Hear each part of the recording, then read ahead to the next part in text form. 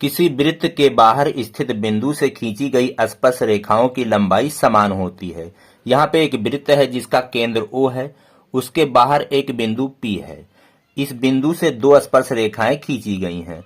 किसी भी वृत्त के बाहर स्थित बिंदु से सिर्फ और सिर्फ दो स्पर्श रेखाएं खींच सकते हैं। तो यहाँ इस वृत्त पर दो स्पर्श रेखाएं खींची गई हैं, एक है PQ और दूसरी है PR।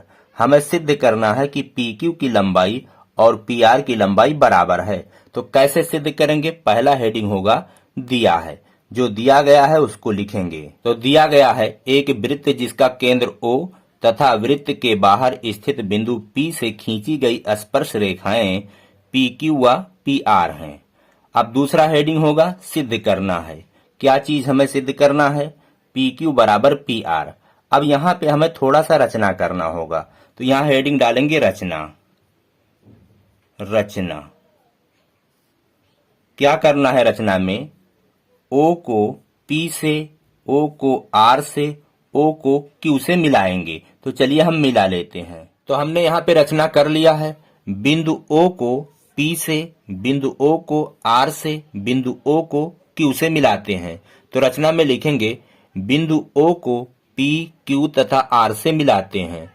अब जब हमने ये रचना कर लिया है तो अब इसे सिद्ध कैसे करेंगे? यहाँ पे देखिए, यहाँ दो त्रिभुज बन रहे हैं। एक ये वाला त्रिभुज जिसका नाम है POQ, ये वाला त्रिभुज POQ, और दूसरा है POR, ये वाला त्रिभुज।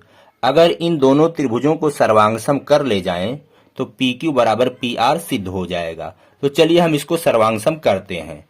तो सबसे पहले यहाँ हेडिंग डालेंगे उपपत्ति। उपपत्ति।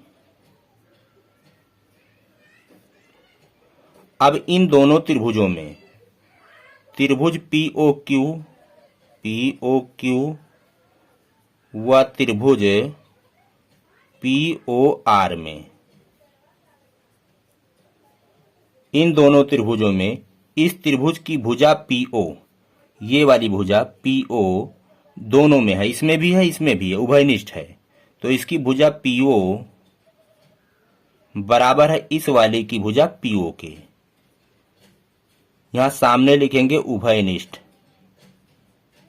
दोनों में कॉमन है। अब देखते हैं दूसरी कौन सी भुजा बराबर है। यहां पे देखिए, इसकी ये वाली भुजा और इसकी ये वाली भुजा बराबर है। इस त्रिभुज की भुजा OQ इस वाली त्रिभुज की भुजा OR के बराबर है। क्यों? ये एक ही वृत्त की त्रिज्याएं हैं। इस वृत्त की ये दोनों त्रिज्याएं हैं। यहां सामने लिखेंगे वृत्त की त्रिज्या, वृत्त की त्रिज्या। और एक वृत्त की सभी त्रिज्याएं बराबर होती हैं। अब तीसरा चीज बराबर करते हैं। तीन चीजें बराबर करनी होती हैं सर्वांगसम करने के लिए।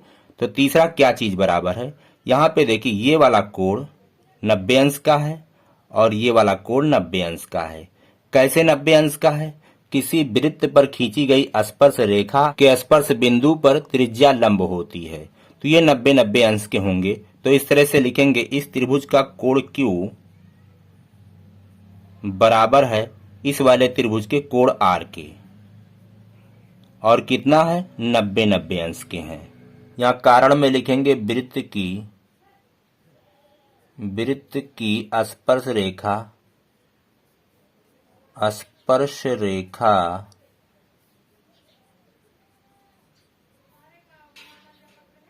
पर त्रिज्या लंब होती है। त्रिज्या लंब होती है। तो इस तरह से इस त्रिभुज और इस त्रिभुज के तीन अंग बराबर हो गए, तो दोनों त्रिभुज सर्वांगसम हो गए।